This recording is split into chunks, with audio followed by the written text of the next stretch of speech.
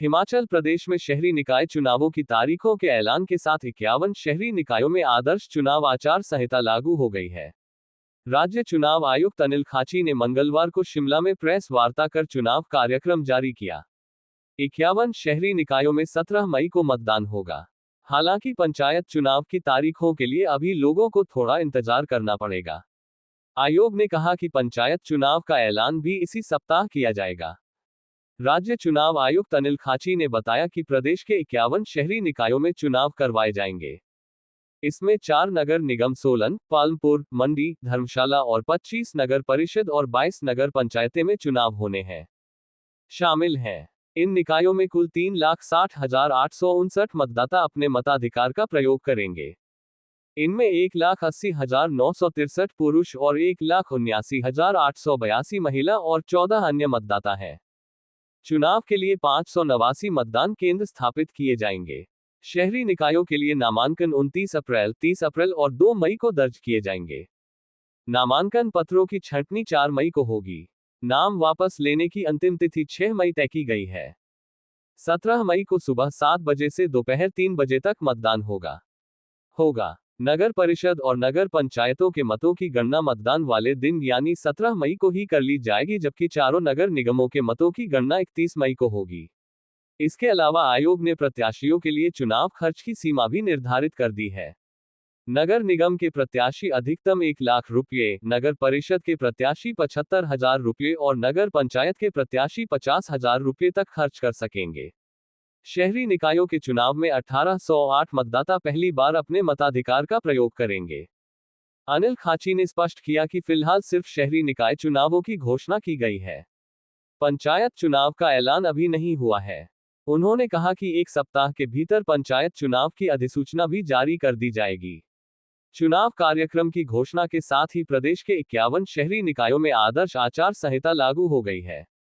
पंजाब दस्तक के लिए सुरेंद्र राणा की रिपोर्ट।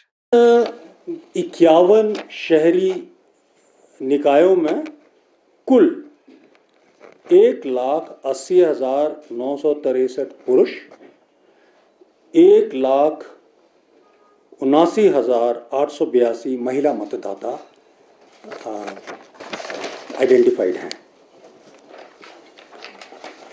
18 वर्ष की आयु वाले जिन्होंने अप्लाई किया राज्य निर्वाचन आयोग के पास, ऐसे 1808 मतदाता हैं, जिसमें 961 पुरुष और 847 महिला मतदाता हैं, जो कि प्रथम बार अपने मत का उपयोग करेंगे। जहां तक मतदान केंद्र स्थापित करने की बात है, तो इन 51 शहरी निकायों में 589 मतदान केंद्र स्थापित किए जा रहे हैं।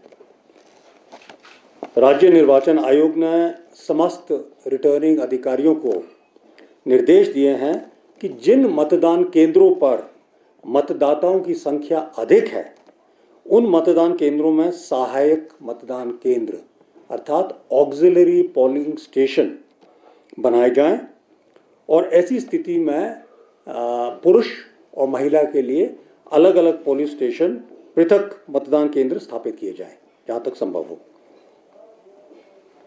लेकिन ये भी निर्देश है ताकि मतदाता को किसी प्रकार का कंफ्यूजन ना हो कि जो ये ऑक्सिलरी पोलिंग स्टेशन है, ये मेन पोलिंग स्टेशन की ही बिल्डिंग में स्थापित होगा, किसी दूसरे कमरे में। ऐसे नहीं है कि ऑक्सिलरी पोलिंग स्टेशन किसी अन्य बिल्डिंग में बहुत दूर स्थापित होगा। तो ये उनको निर्देश दिए गए हैं और जहाँ तक संभव हो ऐसे महिला प्रधान मतदान केंद्रों में महिला कर्मियों की पोलिंग पार्टीज और इवन महिला सुरक्षा कर्मचारियों की तैनाती की पॉसिबिलिटीज़ को देखा जाए।